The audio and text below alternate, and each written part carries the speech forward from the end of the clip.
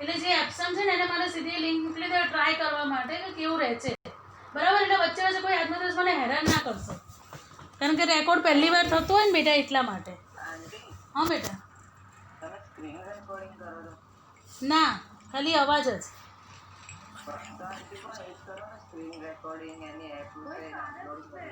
Hello, એક જ minute હું આપું એમને. રીનાબેને ભૂલી ગયા લાગે છે, આપો એટલે પપ્પાને આપને. ચાલુ થઈ ગયું છે, ચાલુ છે. ચલો સારું, હવે આપણે બસ બધા અવાજ છે ને મ્યુટ કરી દો બેટા, એટલે હું ભણાવવાનું ચાલુ કરું. હવે આપણે આજે ભણીશું ખડકો. ખડક એટલે શું કે જ્યારે બહુ બધા ખનિજો ભેગા થઈ જાય ને અને જે બને ને વસ્તુ એને ખડક કહેવાય.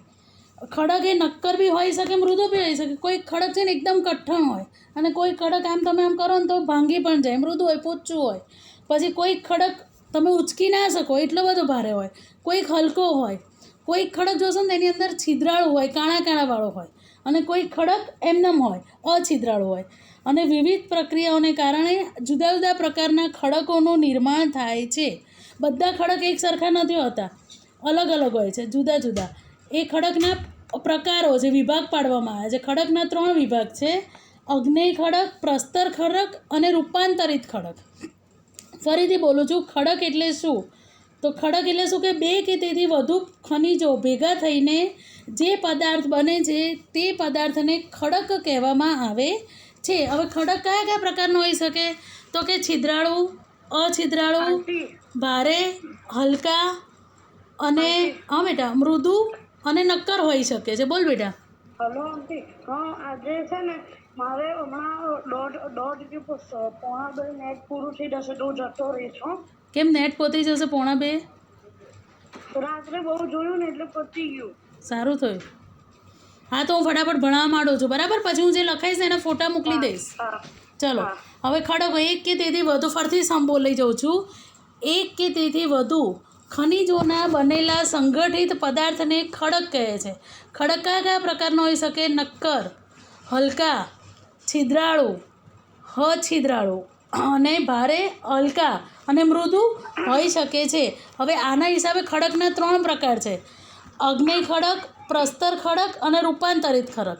ચોપડીમાં જે આ કોઠો છે, કોઠો પૂછાય છે પરીક્ષામાં. ધોરણો 10 સાલ પરીક્ષામાં આ સવાલ પૂછાય જ છે. જે નીચે કોઠો દોરેલો છે ને, તો કે ખડકના વિભાગો કોઠા દોરીને સમજાવો, એ પૂછાય જ છે. અગ્નેય ખડક, અગ્નેયનો અર્થ શું થાય ખબર છે? સવાલમાં જ એનો જવાબ મળી જાય. આગવાળા હોય, અગ્નિવાળા હોય. એટલે આ ખડકોની રચના માટે પૃથ્વીની પેટાળની ગરમી કારણભૂત છે. આગ્નેય ખડક કેવી રીતે બને? તો કે પૃથ્વીની પેટાળની ગરમીના કારણે. ભૂગર્ભમાં ગરમીના પ્રચંડ પ્રમાણના લીધે પૃથ્વીનું પેટાળ હંમેશા ધીકતું રહે. પૃથ્વીની નીચે શું છે, આપણે આગળ ભણ્યા ખબર છે ને, કે ગરમીનું પ્રમાણ બહુ જ વધી જાય ત્યારે શું થાય? જ્વાળામુખી ફાટે. એવી રીતે આ આગ્નેય ખડક એટલે પૃથ્વીની પેટાળમાં જે ગરમી છે એના જ કારણે જે અસ્તિત્વમાં આવે, જે ખડક બને એ આગ્નેય ખડક કહેવાય. એની પ્રચંડ ગરમીના કારણે પૃથ્વીનું પેટાળ હંમેશા ગરમ રહે છે. આથી અહીં રહેલા પદાર્થો અર્ધપ્રવાહી સ્થિતિમાં હોય છે. તે પદાર્થોને મેગ્મા કહેવામાં આવે છે. આપણે ગઈ સાલ ભણ્યા મેગ્મા એટલે શું? તો કે પૃથ્વીના પેટાળમાં જે ગરમ લાવા રહેલો છે એને મેગ્મા કહેવાય. અર્ધપ્રવાહી એટલે એકદમ લિક્વિડ ના હોય, થોડો થીક જેવું લિક્વિડ હોય. આ મેઘમાં ઠંડો પડે એટલે એમાંથી ખડકો રચે. ખડકો ગરમીની અસરથી બને છે, તેથી તેને આગ્નેય કે અગ્નિકૃત ખડકો કહેવામાં આવે છે. ત્યાં ચોપડીમાં આગ્નેય લખ્યું છે ને, એની જોડે તમે અગ્નિકૃત લખી કાઢજો, બરાબર? પછી એના 2 પ્રકાર પડે છે: આંતરિક અને બાહ્ય. અગ્નિકૃત. પછી એના 2 પ્રકાર છે: આંતરિક ખડક અને બાહ્ય ખડક. આંતરિક એટલે પૃથ્વીના પેટાળમાં જ રહે છે, અંદર જ, અંદરની છેક નીચે હોય અથવા તો મધ્ય બાજુ હોય, અંતસ્થ અથવા તો મધ્ય બાજુ હોય. અને બાહ્ય ખડક એટલે જે જ્વાળામુખી ફાટે અને જે ખડક બને, જ્યારે પૃથ્વીના પેટાળમાં ગરમીનું પ્રમાણ બહુ જ વધી જાય ત્યારે ગરમી બહાર આવવાનો પ્રયત્ન કરે અને જ્વાળામુખી ફાટે, એટલે જ્વાળામુખી ખડક કહેવાય. સમજ પડી ગઈ તમને? આગ્નેય ખડક એના 2 પ્રકાર: આંતરિક અને બાહ્ય. આંતરિકના પાછા 2 પ્રકાર: અંતસ્થ અને મધ્યસ્થ, એટલે અંદર જ, કાં તો છેક અંદર હોય, કાં તો અંદર બી વચ્ચેના ભાગમાં હોય. અને બાહ્યમાં જ્વાળામુખી, કે જે જ્વાળામુખી ફાટે છે. હવે પ્રસ્તર ખડક. હવે આ જો આગ્નેય ખડક ક્યાં ક્યાં જોવા મળે છે? તો કે રાજસ્થાન, મધ્યપ્રદેશ. લીટી કરજો તમે. ભારતમાં રાજસ્થાન, પાનું ફેરવું ને દેવામાં, મધ્યપ્રદેશ અને દક્ષિણના દ્વીપકલ્પમાં ઘણા સ્થળોએ આવા ખડક જોવા મળે છે. આપણે નકશા કરીએ ને ત્યારે તમને યાદ કરાવજો કે ટીચર નકશામાં ખડકો પુરાવો ક્યાં મળે છે, બરાબર, કે આગ્નેય ખડક ક્યાં ને એ. આગ્નેય ખડકો સૌથી વધુ નક્કર હોય છે, એકદમ ગરમીથી જ બનેલા છે, એટલે ગરમ પદાર્થથી જે છે તો કેવું નક્કર બની જાય એકદમ. ગ્રેનાઇટ એ અંતસ્થ પ્રકારના ખડકોનું જાણીતું દ્રષ્ટાંત છે.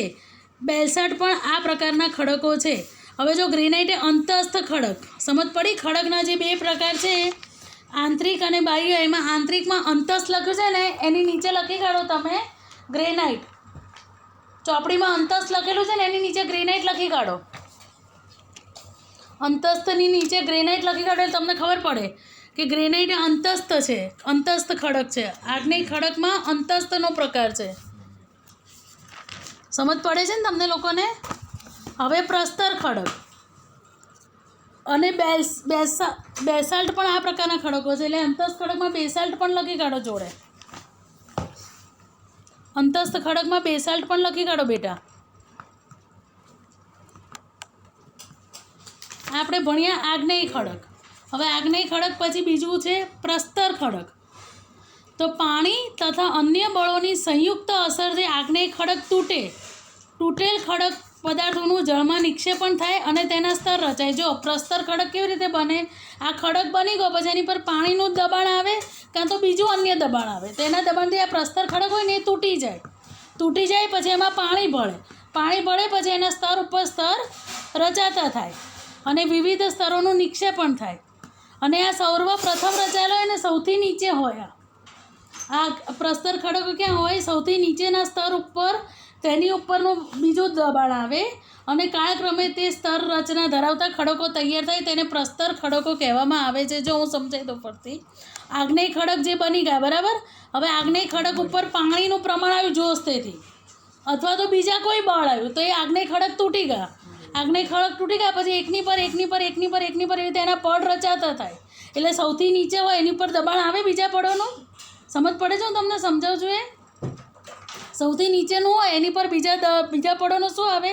દબાણ આવે. એ દબાણ આવે એટલે ખડક બની જાય, એટલે એને પ્રસ્તર ખડકો કહેવામાં આવે છે. સાવ સહેલું છે, સમજ પડે છે ને બેટા? આગ્નેય ખડક તો અગ્નિમાંથી બને. પ્રસ્તર ખડક તો પૃથ્વીના પેટાળમાં જ્યારે આગ્નેય ખડકો પાણીના દબાણથી કે અન્ય દબાણથી તૂટે તો એ ખડકના એકની પર એક સ્તર રચાતા થાય. એમાં જે સૌથી નીચેનો સ્તર હોય, ઉપર હું આ મારો હાથ છે એની પર આ મોબાઈલ મૂકીશ તો એની પર કેવું વજન આવી જશે, એની પર બીજી વસ્તુ મૂકાશે તો નીચે જે પદાર્થ હોય એ દબાતો જાય, એટલે એના હિસાબે ખડકની રચના થાય. એ પ્રસ્તર ખડક કહેવામાં આવે છે. હવે પ્રસ્તર ખડકના ઉદાહરણ કયા છે? ચિરોડી એટલે જીપ્સમ, ચૂનાના ખડક અને કોલસો. એ બહુ નક્કર ના. તમે જોજો કોલસો ને બધું તૂટે કે ના તૂટી જાય તમારાથી, બરાબર, એ તૂટી શકે. બિહાર અને ઝારખંડ વગેરે રાજ્યોમાંથી કોલસો અને ચિરોડી મળે છે. બિહાર અને રાજસ્થાન, એની નીચે લીટી કરો. બિહાર અને ઝારખંડમાંથી કોલસો અને ચિરોડી મળે છે. કોલસો અને ચિરોડી ક્યાંથી મળે છે? તો કે બિહાર અને ઝારખંડમાંથી. હવે પ્રસ્તર ખડકના બી પ્રકાર છે. જો આગળનું પાનું, જો 109 એટલે જો પ્રસ્તર ખડકના પ્રકાર છે: ખડક પદાર્થ નિર્મિત, રાસાયણિક પદાર્થ નિર્મિત અને સેન્દ્રિય પદાર્થ નિર્મિત.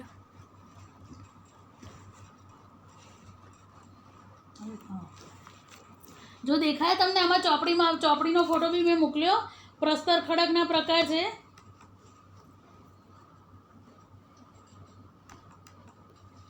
પ્રસ્તર ખડકના પ્રકાર છે: ખડક પદાર્થ નિર્મિત, રાસાયણિક પદાર્થ નિર્મિત અને સેન્દ્રિય પદાર્થ નિર્મિત. એમાં ખડક નિર્મિત પદાર્થ છે, એમાં રેતીના, માટીના અને કોગ્લોમરેટ. રેતી, માટી અને કોગ્લોમરેટ એક જાતની બી વસ્તુ જ છે. અને સેન્દ્રિય પદાર્થ એટલે ચૂનાના ખડક અને કાર્બનયુક્ત. આ તમારે કોઠો ગોખી જ કાઢવાનો, 2 માર્કમાં પૂછાય જ છે લખવાનો. અને આમાંથી નકશો પૂછાય છે. રૂપાંતરિત ખડક, ત્રીજો પ્રકાર છે રૂપાંતરિત ખડક. એટલે કેટલીક વિશિષ્ટ પરિસ્થિતિમાં મૂળ ખડકોનું સ્વરૂપ, બંધારણ અને ગુણધર્મ રૂપાંતરિત થઈ જાય. એનું સ્વરૂપ બી બદલાઈ જાય, એનું બંધારણ પણ બદલાઈ જાય અને એના ગુણધર્મ પણ બદલાઈ જાય. એટલે રૂપાંતરિત, એક ખડકનું બીજા ખડકમાં રૂપાંતર થઈ જાય. સૌમ્ય ને યશસ તમે બે જણ વિડીયો ઓન રાખો એટલે મને ખબર પડે કે તમે ભણો છો કે નથી ભણતા. આંટી મારો ચાલુ છે વિડીયો ના બેટા. કરું અને સાંભળ, તારા બીજા મોબાઈલમાં નેટ હોય તો તું પછી આમાંથી ટ્રાન્સફર કરી દેજે ને. તારી પાસે તો આટલા બધા મોબાઈલ છે. હા બરાબર વંદન? હા હા તો પછી યાર મારે આઈડિયા બતાવવો પડે તારા જેમ હોશિયાર છોકરાને કે કારણ કે મારે આ પાઠ પતી જાય ને એટલા માટે બેટા. રૂપાંતરિત ખડક એટલે કેટલીક વિશિષ્ટ પરિસ્થિતિમાં મૂળ ખડક જે હોય એનું સ્વરૂપ પણ બદલાઈ જાય, બંધારણ પણ બદલાઈ જાય અને ગુણધર્મ પણ બદલાઈ જાય. એટલે ઊંચું તાપમાન અને ખડકોનું સ્તર, તાપમાન વધી જાય અથવા તો એકની પર બીજો ખડક આવી જાય, એ બંનેની સંયુક્ત અસર થાય. એના લીધે આગ્નેય અને પ્રસ્તર ખડકો તદ્દન નવું સ્વરૂપ ધારણ કરી દે. આગ્નેય ખડકો અને પ્રસ્તર ખડકો શું થાય? તદ્દન નવું સ્વરૂપ ધારણ કરી દે. એના આગ્નેય રે ના પ્રસ્તર રે. અને એવા ખડકોને રૂપાંતરિત ખડકો કહેવામાં આવે છે. આરસપાણ, માર્બલ, રાજસ્થાનમાંથી મળતા આરસપાણ, માર્બલ અને ક્વાર્ટઝાઇટ એ તેના ઉત્તમ ઉદાહરણ છે રૂપાંતરિત ખડક. એટલે નથી એ આગ્નેય ખડક કે નથી એ પ્રસ્તર ખડક. સમજ પડી? રૂપાંતરિત ખડકના કેટલા પ્રકાર? સ્થાનિક રૂપાંતરિત અને પ્રાદેશિક રૂપાંતરિત. એટલે સ્થાનના હિસાબે રૂપાંતર થાય અને પ્રદેશના હિસાબે બદલાઈ જાય. કે ગરમી ઠંડી એ બધામાં ફેરફાર થાય પ્રદેશમાં, એના હિસાબે બદલાઈ જાય. તો એ પ્રાદેશિક રૂપાંતરિત કહેવાય. સમજ પડી ગઈ ખડકો? સમજ પડી બેટા બધાને?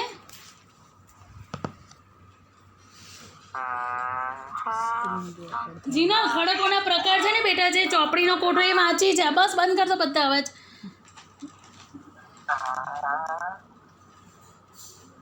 જે કોઠો છે ને ચોપડીનો એ વાંચી જા બેટા. તું જોઈ લે આમાં રેકોર્ડિંગ થાય છે ત્યાં સુધી. થાય છે. આંટી ખડકો વાપરો ને. મેં જીનલ તને કીધું બેટા ખડકો. હા, ખડકોના જે પ્રકાર છે ને 3: આગ્નેય, પ્રસ્તર અને રૂપાંતરિત. આ ચોપડીનો જે કોઠો છે ને એ વાંચી જા. હું જેનો વિડીયો ઓન હશે ને એને જ હું વાંચવાનું કહીશ, એટલે કોઈ નહીં કહું વાંચવાનું. એટલે પછી બાકીના એવું ના કહેશો કે કેમ અમને નથી કહેતા. જીનલ બોલ બેટા. ખડકો આગ્નેય, પ્રસ્તર, રૂપાંતર. આગ્નેયમાં આંતરિક, બાહ્ય, પછી આંતરિકમાં અંતસ્થ, મધ્યસ્થ. અંતસ્થ, મધ્યસ્થ. પ્રસ્તરમાં ખડક પદાર્થ નિર્મિત, રાસાયણિક પદાર્થ નિર્મિત, સેન્દ્રિય પદાર્થ નિર્મિત. રેતીના ખડકો, માટીના ખડકો, મરેટ કોપલો, મરેટ સેન્દ્રિય પદાર્થ નિર્મિતમાં ચૂના ખડક, કાર્બન યુક્ત. રૂપાંતરિત. ત્રીજું રૂપાંતરિત, સ્થાનિક રૂપાંતરિત, પ્રાદેશિક રૂપાંતરિત. બરાબર. હવે ગ્રેનાઇટ આ અંતસ્થ ખડકનું ઉદાહરણ. બેલસાટ પણ એ પ્રકારના જ ખડક, એટલે અંતસ્થ ખડકમાં જ બેલસાટ લખી કાઢજો જોડે. ગ્રેનાઇટની જોડે બેલસાટ પણ લખી કાઢજો તમે. બરાબર? એ અંતસ્થ ખડક છે. અને ક્યાં આગળ મળે એ ખડક એ બી લખી કાઢો. ગુજરાત, મધ્યપ્રદેશ અને દક્ષિણના દ્વીપકલ્પ. અહીં આગ્નેય ખડક લખેલું છે ને ચોપડીમાં, ત્યાં આગળ નીચે 3 પ્રદેશના નામ લખી કાઢો. કયા 3 પ્રદેશ? રાજસ્થાન, મધ્યપ્રદેશ અને દક્ષિણના દ્વીપકલ્પ. એ લખી કાઢો. આગ્નેયમાં નીચે લખી કાઢો રાજસ્થાન, મધ્યપ્રદેશ અને દક્ષિણના દ્વીપકલ્પ. આગ્નેયમાં રાજસ્થાન, મધ્યપ્રદેશ અને દક્ષિણના દ્વીપકલ્પ.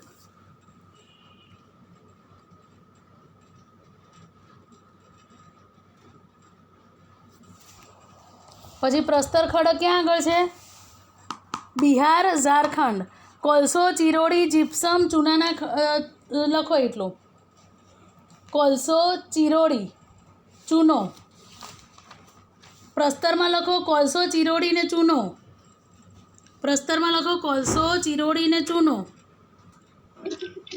મેમ છેક નીચે ને. હા નીચે બેટા, પ્રસ્તર ખડકમાં ગમે ત્યાં લખો કોલસો, ચિરોડી ને ચૂનો. અને એ ક્યાં આગળ મળે? પણ આખા ફકરામાં જ આપેલું છે ને, નીચે છે. અને એમાં લખો બિહાર અને ઝારખંડ. બિહાર અને ઝારખંડ.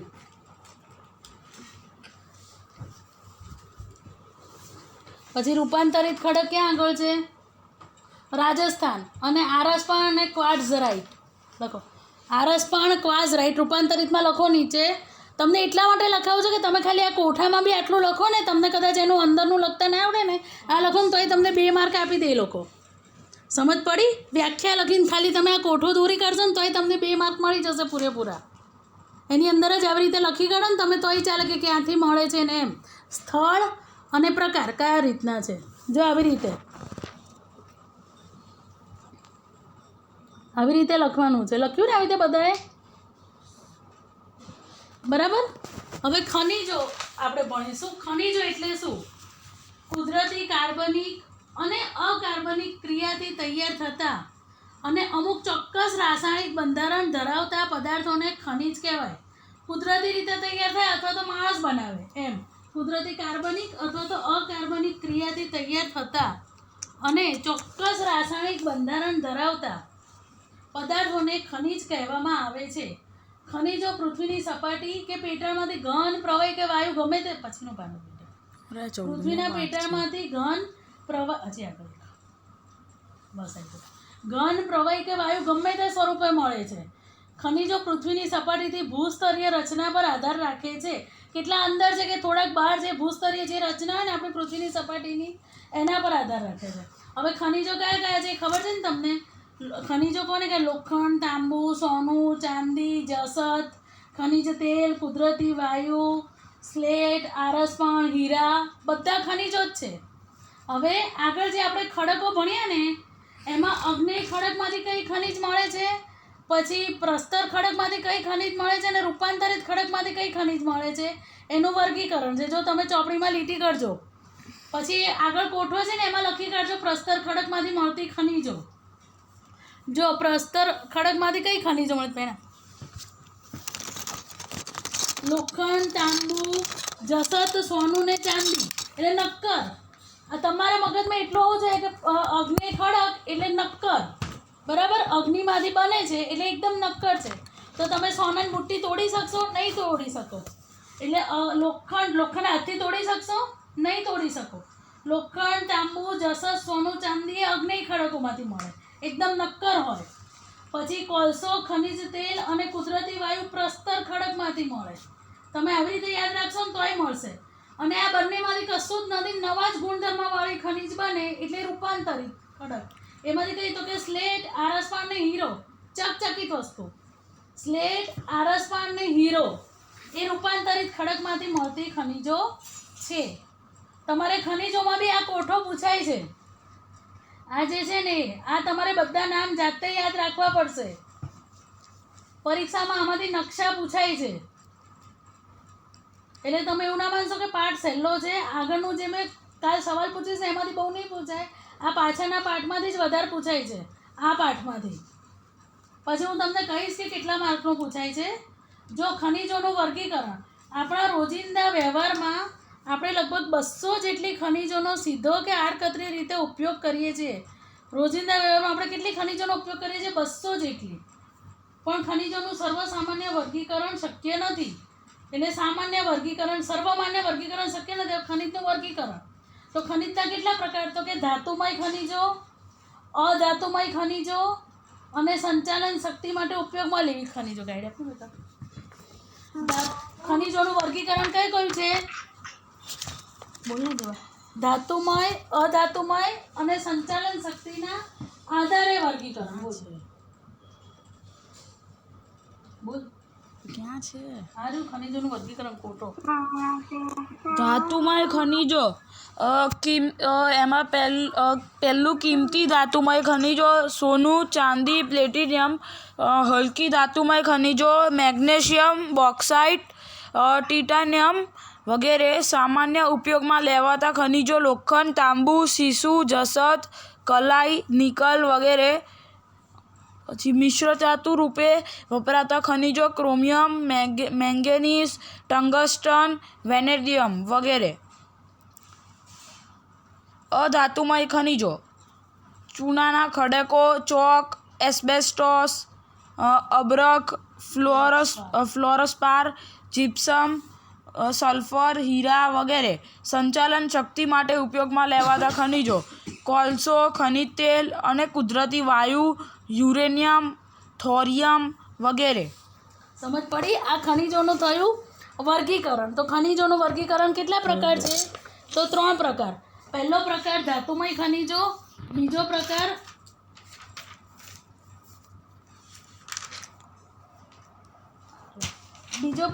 અધાતુમય ખનિજો અને ત્રીજો પ્રકાર સંચાલન શક્તિના આધારે ઉપયોગમાં લેતી ખનિજો. મેં ચોપડાનો ફોટો મોકલ્યો છે, એમાં મેં વ્યવસ્થિત રીતે દોરેલું છે. જો આ રે દેખાયું તમને? આ મેં તમને ચોપડા એટલે તમે આમાંથી મોડે કરી નાખશો ને તો આમાંથી તમને તરત થઈ જશે. મેં મોબાઈલમાં ચોપડાનો આ ફોટો મૂકેલો છે, એમાંથી તમે કરશો ને તો તરત થઈ જશે. તો જો ધાતુમય ખનિજોના પાછા 4 પ્રકાર: કિંમતી, હલકી, સામાન્ય ઉપયોગમાં લેવાતી અને મિશ્ર ધાતુ. તો કિંમતી ધાતુ કઈ? તો જે બહુ મોંઘી હોય હે. મોંઘું કયું છે? સોનું, ચાંદી, પ્લેટિનિયમ ને હીરો. એટલું મોંઘું છે, પણ એમાં હીરો કઈ ધાતુ આવે? હીરો તો પેલું અધાતુમય ખનિજ આવે, બરાબર? એટલે આમાં 3 આવે: સોનું, ચાંદી ને પ્લેટિનિયમ. હલકી એટલે સાવ વજનમાં હલકી હોય: મેગ્નેશિયમ, બોક્સાઇટ, ટિટેનિયમ. સામાન્ય ઉપયોગમાં એટલે લગભગ આપણે રોજબરોજના ઉપયોગમાં એ વસ્તુ લઈએ જ છીએ: લોખંડ, તાંબુ, જસત, સીસું, કલાઈ ને નિકલ. અને મિશ્ર ધાતુ એટલે 2 ધાતુ ભેગી થઈને નવી ધાતુ બને, એ મિશ્ર ધાતુ કહેવાય. તો મેંગેનીઝ, ટંગસ્ટન અને વેનેડિયમ. પછી અધાતુમય ખનિજો. ધાતુમય ખનિજો ધાત્વિક ખનિજના નામે ઓળખાય. અધાતુમય ખનિજો અધાત્વિક ખનિજના નામે ઓળખાય. અધાતુમય ખનિજ કઈ? તો ચૂનાના ખડક. એમાં કોઈ ધાતુ નથી હોતી. ચૂનાના ખડક, ચોક, એસ્બેસ્ટોસ, અબરખ, ફ્લોરસ્પાર, જીપ્સમ, સલ્ફર અને હીરો. સંચાલન શક્તિના આધારે એટલે જે આપણે પેટ્રોલ, ડીઝલ એ બધું જે છે ને, જેમાં સંચાલન શક્તિમાં ઉપયોગમાં લઈએ છીએ એ. તો કોલસો, ખનિજ તેલ, કુદરતી વાયુ, યુરેનિયમ ને થોરિયમ, એ બધાને આપણે રોજબરોજમાં ગમે તેમાં ઉપયોગ કરીએ જ છીએ.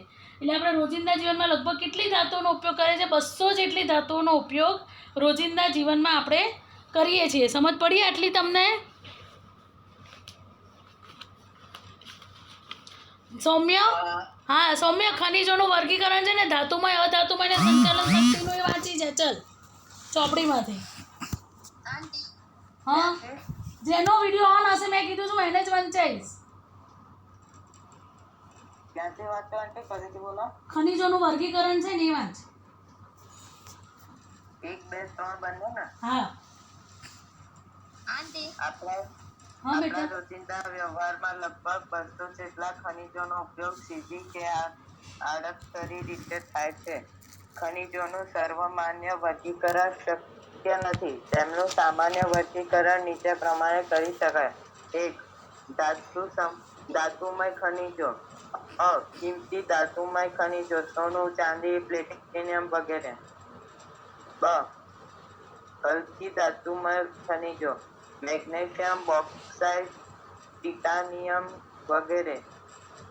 સામાન્ય ઉપયોગમાં લેવાતા ખનિજો: લોખંડ, તાંબુ, સીસું, જસત, કલાઈ. નિકલ વગેરે. મિશ્ર ધાતુ રૂપે વપરાતા ખનિજો: ક્રોમિયમ, મેંગેનીઝ, ટંગસ્ટન, વેનેડિયમ વગેરે.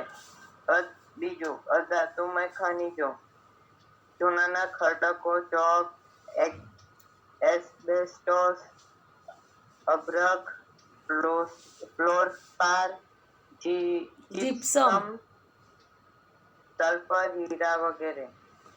આંટી આ ફોટો વાંચવાનો? ના, જે ત્રીજું રહ્યું ને સંચાલન શક્તિના આધારે. સંચાલન શક્તિ માટે ઉપયોગમાં લેવાતા ખનિજો: કોલસો, ખનિજ તેલ અને કુદરતી વાયુ, યુરેનિયમ, થોરિયમ વગેરે. હા, હવે નીચે જે કોટો છે ને મુખ્ય ખનિજો અને તે ક્યાં મળે છે, તો તમારે લોખંડ, મુખ્ય ખનિજો કે જેના વિના ચાલે નહીં, એટલે ખાલી એટલું જ આપ્યું છે. 5-7 ખનિજો આપી છે. એ તમારે લોખંડ, મેંગેનીઝ, તાંબુ, બોક્સાઇટ, સીસું, અબરખ ને ચૂનાનો ખડક. એ 7 ખનિજોની સામે એના રાજ્યોના નામ છે. તમારે આમાંથી જો હું આમાંથી છે ને કોમન શોધી રાખીશ, પછી ને તમને હું મેસેજ કરી દઈશ, આ લીટીનો ફોટો મોકલી દઈશ. એટલે એટલા તો તમારે કોમન બધામાં જે આવતા હોય એટલા તો યાદ રાખી જ લેવાના. સમજ પડી ગઈ? એટલે તમને સહેલું પડશે. એટલે એ તમારે જાતે કરવાનું. હવે છે જમીન. જમીન એ ખેતી માટેનું મૂળભૂત સંસાધન છે. કૃષિ પ્રવૃત્તિ ઉપરાંત પણ આ જમીન ખૂબ જ મહત્ત્વની છે. જમીન એ પૃથ્વીની સપાટીના જૈવિક અને અજૈવિક દ્રવ્યોનું બનેલું એક પાતળું સ્તર છે. જેમ કોઈ સફરજનને છીણીએ ને આપણે, એ જે પાતળી છાલ હોય ને, પૃથ્વીનો પોપડો પણ એવો પાતળો જ છે, એને જમીન કહેવામાં આવે છે.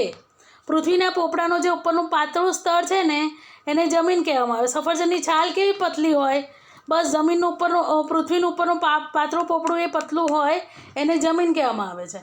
હવે જમીન કેવી રીતે બની, તો કે જમીન શું કહે છે બેટા? કયા પેજ નંબર? હવે હું પાનું ફેરવું 111. જો આવે જમીનનું નિર્માણ. હવે જમીન કેવી રીતે બની હતી, તો કે જમીન એ ખડકોના ખમણની ફલિત પેદાશ છે. ખડકોની સપાટીના ભાગોમાં તાપમાન, વરસાદ, હિમ, હવા, વનસ્પતિ અને જીવજંતુ વગેરે પરિબળોથી ખમણ થતાં ખડકોનો ભૂક્કો બની ગયો અને તેનું ભૂમિ આવરણ તૈયાર થઈ જાય. આ ભૂમિ આવરણમાં ખડકોના નાના મોટા ટુકડા, કાંકરા, માટી, રજ વગેરે હોય છે, જેને રેગોલિથ તરીકે પણ ઓળખાય છે. આ પૂછાય જ છે હંમેશા કે રેગોલિથ કોને કહેવાય, કાયમ પૂછાય જ છે. આ એની નીચે અંડરલાઈન કરી નાખજો. જેમાં કેવળ ખનિજ દ્રવ્યો હોય છે, તે પછી તેમાં જૈવિક દ્રવ્યો, હવા, ખાલી ખનિજ દ્રવ્યો હોય અને પછી એમાં હવા અને પાણી ભળે અને તેમાંથી છેવટે એમાંથી જમીન બને, એટલે રેગોલિથ કહેવાય.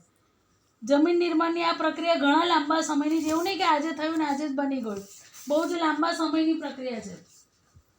જો તો હવે જમીન શેની બનેલી છે, તો કે જૈવિક અને અજૈવિક દ્રવ્યોનું બનેલું એક પાતળું સ્તર છે. સફરજનની છાલ કેવી પતલી હોય, એવું પતલું સ્તર એટલે જમીન. પૃથ્વી એનો વ્યાખ્યા શું થાય, તો કે પૃથ્વીના ઉપરના પોપડામાં આવેલા પાતળા સ્તરને જમીન કહે છે. હવે એનું નિર્માણ કેવી રીતે થયું, કે સીધી જમીન બની નથી ગઈ, તો કેવી રીતે બની, તો કે ખડકોના ખવાણથી બની. જમીન એ ખડકોના ખવાણની પેદાશ છે. ખડકોની સપાટીવાળા ભાગોનું, ખડકોની જે સપાટી એની પર વરસાદ પડે, હિમ પડે, ગરમી પડે, ઠંડી પડે, વનસ્પતિ, જીવજંતુ વગેરે પરિબળોનું ખવાણ થયું, પછી એનો ભૂક્કો થયો અને પછી એનું એક આવરણ બની ગયું. અને આ આવરણ ખડકોના નાના મોટા ટુકડા, કાંકડા, માટી, રજ વગેરે હોય છે, જેને રેગોલિથ કહેવામાં આવે છે. એમાં શું હોય, આપણે કંઈ જમીન એટલે સીધી સપાટ છે, તું નીચેથી માટી લઈશ એની અંદર બધું નીકળશે ને, કાંકરા નીકળે, માટી નીકળે, રજ નીકળે, બધું જમીન ઉપર હોય. એ જમીનનો ઉપરનો પોપડો જ કહેવાય, એને રેગોલિથ કહેવામાં આવે છે. અને એમાં ખનિજ દ્રવ્યો જ હોય ખાલી, પછી એમાં હવા અને પાણી ભળે અને પછી એની જમીન બને છે. એટલે જમીનની પ્રક્રિયા ઘણા લાંબા સમયની હોય છે. હવે જમીનના પ્રકાર 6 પ્રકાર છે જમીનના.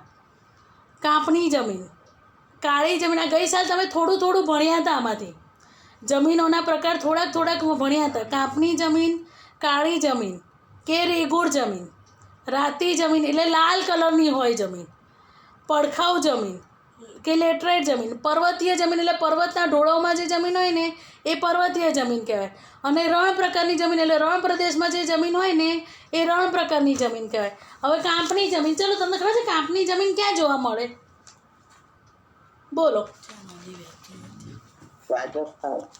ખાલી કોમન સેન્સ નો મેં સવાલ પૂછ્યો.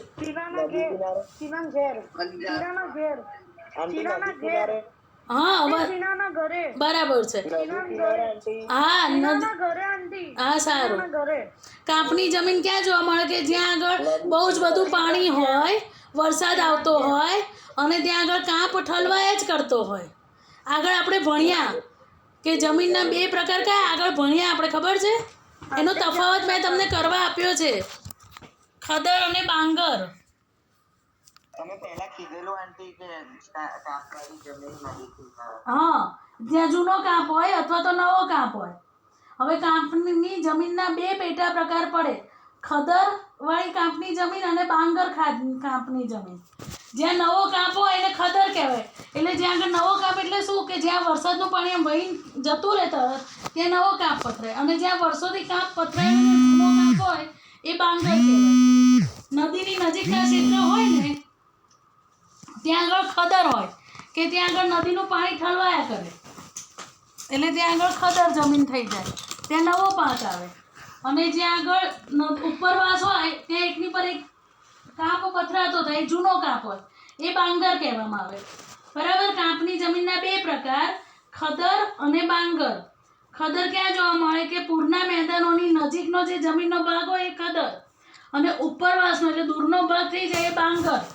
ખદરમાં શું હોય કે ત્યાં આગળ નવો કાંપ પથરાતો જાય અને બાંગર એ જૂના કાંપની જમીન છે. સમજ પડી? સમજ પડી બેટા? જૂનો કાંપ ધરાવતી જમીન બાંગર તરીકે. હા, હવે જો ખદર જમીન હોય ને એ રેતાળ હોય. ખદર જમીન કેવી હોય? રેતાળ. અને બાંગર જમીન ચીકણી અને ઘેરા રંગની હોય. કારણ કે ખદર જમીન એટલે ત્યાં પાક નવો દર વખતે નવો જ કાંપ આવે એટલે એ જગ્યા તો સુકાઈ જાય ને પછી એટલે રેતાળ બની જાય. અને બાંગર એટલે એની પર જૂનો કાંપ ઠલવાતો જ જતો હોય એટલે એ ચીકણી અને ઘેરા રંગની હોય. કાંપની જમીન દેશના ઘણા મોટા વિસ્તારોમાં જોવા મળે છે. આ જમીનની ફળદ્રુપતા જુદા જુદા સ્થળોએ ભિન્ન ભિન્ન હોય છે. હા બેટા, હું કોઈનામાંથી જોઈન થવું થવાશે તો પછી તમે ખાલી ફોટા મોકલી દેજો. બસ મારે 3 જ જમીનનું જ સમજાવવાનું, ત્યાં સુધી ખેંચાઈ નહીં જાય. બોલી દો ચાલો. પંજાબ, ઉત્તર પ્રદેશ, બિહાર અને પશ્ચિમ બંગાળ. બરાબર. કાંપની જમીનમાં શું લખવાનું? બે પેટા પ્રકાર, ખદર અને બાંગર. ખદર એટલે નવો કાંપ, બાંગર એટલે જૂનો કાંપ. ખદરની જમીન રેતાળ, બાંગરની જમીન ચીકણી ને ઘેરા રંગની. ખદરની જમીન નદીની નજીક જોવા મળે અને બાંગર જમીન નદીના ઉપરવાસના વિસ્તારમાં જોવા મળે. સમજ પડી ગઈ? આ બધી જમીન ઉપજાઉ હોય કારણ કે કાંપની જમીન છે. ઉપજાઉ એટલે શું? તો કે એમાં અનાજ ઉગાડી શકાય કોઈ બી પાક. અને પંજાબ, ઉત્તર પ્રદેશ, બિહાર અને પશ્ચિમ બંગાળમાં જોવા મળે. આ નકશામાં પૂરવાનું છે. બરાબર. હવે કાળી જમીન. તો કાળી જમીન કેવી હોય? ચીકણી અને કસવાળી હોય. કાળી જમીન દ્વીપકલ્પીય ઉચ્ચ પ્રદેશ. દ્વીપકલ્પીય ઉચ્ચ પ્રદેશ એટલે શું ખબર છે ને? કે જેની આજુબાજુ દરિયા કિનારો હોય. સમજ પડી? જેની આજુબાજુ દરિયા કિનારો એ દ્વીપકલ્પ કહેવાય. એની જે જમીન હોય એ કાળી જમીન કહેવાય. મહારાષ્ટ્ર, પશ્ચિમી મધ્યપ્રદેશ, ગુજરાત, કર્ણાટક, આંધ્રપ્રદેશ, તેલંગાણા, તમિલનાડુ. તમે જોજો નકશામાં અહીંયા આગળ આ બધી છે ને, આપણે કઈ જમીન ભણે છે? કાળી જમીન ને. જો આ રે આ દરિયા કિનારાની આજુબાજુમાં બધી કાળી જમીન જે દેખાય છે દ્વીપકલ્પ છે. આજુબાજુ દરિયા કિનારો હોય ત્યાં આગળ જે જમીન જોવા મળે એ બધી કાળી જમીન જોવા મળે. મહારાષ્ટ્ર, તેલંગાણા, ગુજરાત, રાજસ્થાન, પશ્ચિમી મધ્યપ્રદેશ, ગુજરાત, કર્ણાટક, આંધ્રપ્રદેશ, તેલંગાણા અને તમિલનાડુ એમાં કાળી જમીન જોવા મળે. એ ચીકણી અને કસવાળી હોય અને લાંબા સમય સુધી ભેજ ગ્રહણ કરવાની શક્તિ ધરાવે છે. એટલે ત્યાં આગળ લાંબા સમય સુધી ભેજ સંગ્રહાયેલો જ રહે એટલે તેમાં પાક લઈ શકાય ભેજ સંગ્રહાયેલો એટલે. અને જમીન રૂપાંતરિત ખડક દ્વારા તૈયાર થયેલી છે. જો તમને MCQમાં પૂછાય છે કે કાળી જમીન શેના દ્વારા તૈયાર થયેલી છે તો કે રૂપાંતરિત ખડક દ્વારા. આવી રીતે અંદર અંડરલાઈન ને ચોરસ કરી દેજો ત્યાં આગળ. આમાં જોઈ લો મેં કર્યું. કાળી જમીન રૂપાંતરિત ખડકો દ્વારા તૈયાર થયેલી છે. અથવા તો કાળી જમીનની આગળ લખી કાઢો રૂપાંતરિત ખડક.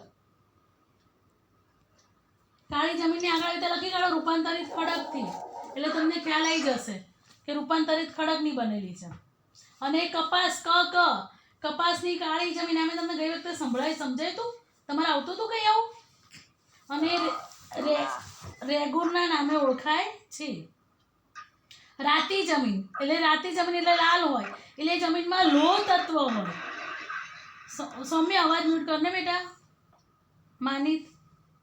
રાતી જમીન તો આગ્નેય અને રૂપાંતરિત ખડક. તો આ રાતી જમીન શેમાંથી બને? તો કે આગ્નેય અને રૂપાંતરિત ખડક.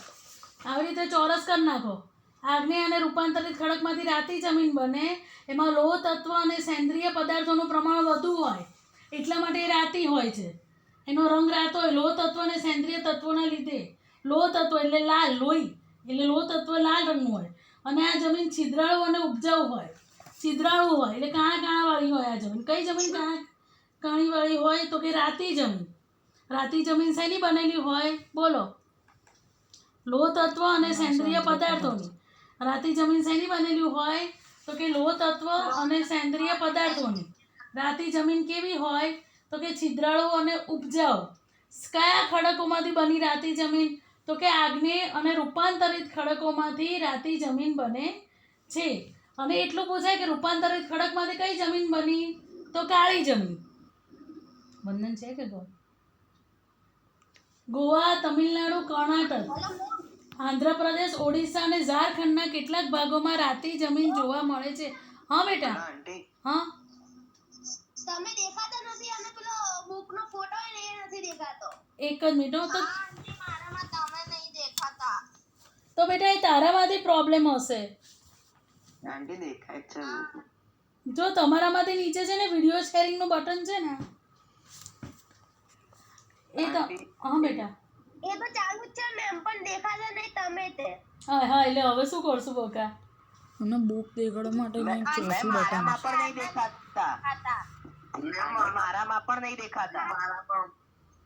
આંટી હા તમે ભૂલથી છે ને વેબ કેમ શેરિંગ લોક કરી દીધું છે એટલે નીચેનો બધો કેમેરો તમારાથી લોક થઈ ગયો છે બધાનો. મારામાં તો નહીં દેખાતા. એક જ મિનિટ હો બેટા. એટલે જ નથી દેખાતા. આ કોણે લોક કરી દીધો છે? કોઈએ લોક કરી દીધો? હા એ લોક છે એટલે કોણે કર્યો? ખબર નહીં. શેર વેબકેમ તો અનલોક જ છે. તો સી 30 વર્ષ વેબકેમ છે. બધું બરાબર જ છે બેટા. હવે દેખાવ છું તમને? ના નથી દેખાતા. ના આંટી નથી દેખાતા. હા ઓકે ઓકે ઓકે ઓકે. મને એક જણા કીધું મને ખબર પડી બેટા. એક મિનિટ હો. કનેક્ટિવિટી ઇશ્યુના લીધે ના દેખાય.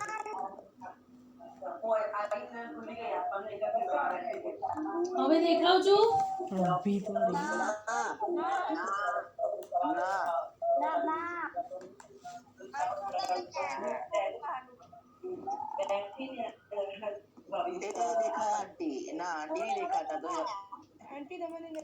પેલા દિવસ જેવું ના થઈ ગયું હોય.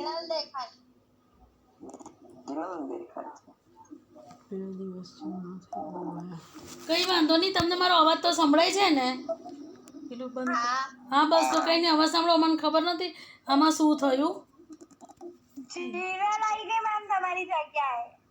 હા વાંધો નહીં. બંધ કરતા નહીં. પેલું જૂના પણ દેખાય છે.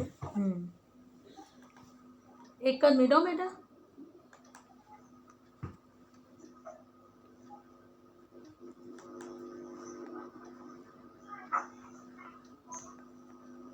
તો દર વખતે હાય જીનલ. હવે દેખાય છે જીનલ? ના હા બસ ઓકે. કોઈ નહીં દેખાતું. ખાલી તમારું પેજ શેરિંગ દેખાય છે. બસ તો કઈ નહીં. પેજ શેરિંગ દેખાય છે ને અત્યારે એ ધ્યાન રાખો. ચલો દેખાય છે. હા કશો વાંધો નહીં બેટા. મને નથી ખબર આ મોબાઈલમાં શું અરે આમાં લેપટોપમાં શું થયું. મારે પછી ચેક કરવું પડશે. અત્યારે તો હું તાત્કાલિક તો કેવી રીતે જોઉં કહો. કઈ વાંધો નહીં કઈ વાંધો. ઓકે ચલો. હવે પડખાવ કે જમીન કે લેટેરાઇટ જમીન એટલે વધુ વરસાદના કારણે તીવ્ર ધોવાણના પરિણામ સ્વરૂપ પડખાવ જમીન તૈયાર થાય છે. એટલે જ્યારે વરસાદ વધુ પડે ને એટલે જમીનનું ધોવાણ થતું જાય. એટલે જમીનનું ધોવાણ થતું જાય ને જમીન જ્યાં આગળ જતી જાય ને જ્યાં અટકી જાય ને એને પડખાવ કે લેટેરાઇટ જમીન કહેવામાં આવે છે. જૈવિક દ્રવ્યનું પ્રમાણ ઓછું હોવાથી આ જમીન ઓછી ફળદ્રુપતા ધરાવે છે. કારણ કે જમીનનું ધોવાણ થતું જાય છે. જમીનનું ધોવાણ થતું જાય એટલે એની ફળદ્રુપતા ઓછી થતી જાય. બેટા મને તો બધા દેખાય તમે લોકો જે કરતા હો. હો કદાચ તમને લોકોનું નથી દેખાતી પણ મને તો તમે જેનો વિડીયો ઓન છે એ તો દેખાવજો. વધુ વરસાદના કારણે તીવ્ર ધોવાણના પરિણામ સ્વરૂપ પડખાવ જમીન તૈયાર થાય છે. વધુ વરસાદના કારણે જમીનના ઉપરના સ્તરમાંથી વરસાદ વધારે પડે એટલે જમીન ધોવાતી થાય તો જમીનનું ઉપરનું સ્તર આગળ ખસતું જાય એટલે નીચેના સ્તરમાં ઉતરે અને જૈવિક એટલે ત્યાં ઉપરનું સ્તર ખાલી થતું જાય એટલે એમાંથી ફળદ્રુપતા ઓછી થઈ જાય. અને એ લાલ રેતીના હા તમારો વિડિયો ઓન છે? હા બેટા. આમાં તો હું મારો ચહેરો જોઈ શકું છું. એવું છે તમારો ચહેરો જેવી રીતે દેખાય છે ને એ રીતે મારો ચહેરો આમાં તો આવે જ છે. Yes, sir.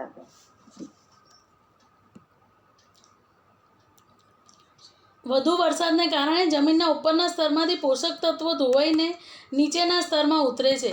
જૈવિક દ્રવ્યોનું પ્રમાણ ઓછું હોવાથી આ જમીન ઓછી ફળદ્રુપતા ધરાવે છે. અહીં લાલ રેતીના પથ્થરોમાં લોહ અને એલ્યુમિનિયમ તત્વો હોય છે. આ પથ્થરોના ધોવાણથી જમીન રાતા રંગની બને છે. આવી જમીન ક્યાં જોવા મળે? દખ્ખણના પહાડી પ્રદેશ, દક્ષિણમાં બધે પડકાઉ કે લેટરાઇટ જમીન જોવા મળે. ક્યાં આગળ? તો કે કર્ણાટક, કેરળ, ઓડિશા અને પૂર્વોત્તર. કર્ણાટક, કેરળ, ઓરિસ્સા અને પૂર્વોત્તર પ્રદેશમાં પડખાઉ કે લેટરાઇટ જમીન જોવા મળે છે. હવે પર્વતીય જમીન, તો જંગલોના કારણે જૈવિક દ્રવ્યોનું પ્રમાણ વધારે. હે બેટા? હા, જંગલોના, જેનો વિડીયો ઓન હશે ને આખો લેક્ચર એને જ વાંચવા મળવાનું છે. મારો તો ઓન છે. જંગલોના કારણે જૈવિક દ્રવ્યોનું પ્રમાણ વધારે હોય છે. જો કે અલગ અલગ સ્થળો પર તે ભિન્નતા પણ ધરાવે છે. જો શિવાલિકની પર્વત શ્રેણીઓ ઓછી કસવાળીને અપરિપક્વ હોય છે, રેતાળું છિદ્રાળું જમીન હોય, અને આ જમીન પર્વતીય વિસ્તારમાં જોવા મળે. પર્વતો જ્યાં હોય ને ત્યાં જમીન જોવા મળે. એટલે તમારે ક્યાં લખી કાઢવાનું? મેઘાલય, અરુણાચલ પ્રદેશ, પૂર્વની પર્વત શ્રેણી, ઉત્તરાખંડ, હિમાચલ પ્રદેશ અને જમ્મુ કાશ્મીરમાં જ્યાં બધા પર્વતીય ઢોળા હોય ને ત્યાં આગળ લખી કાઢવાનું તમારા જમીન. કોમન સેન્સ વાપરીને લખી જ કાઢવાનું. કાંપની જમીન તો જ્યાં નદી વહેતી હોય ને ત્યાં કાંપ હોય. હવે તમને એ તો ખબર છે કે ક્યાં ક્યાં નદીઓ વહે છે.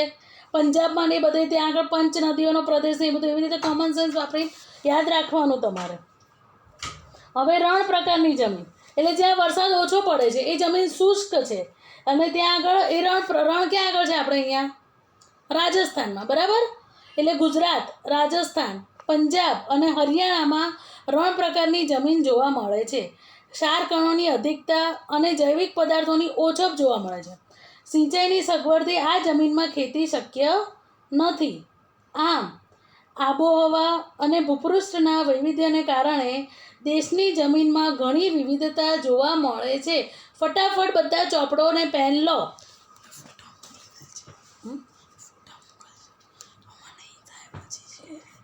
આમાં ચાલશે, બંધ કરી દો. ફટાફટ બધા ચોપડોને પેન લો. ચલો ફટાફટ હું સવાલો લખાવું છું.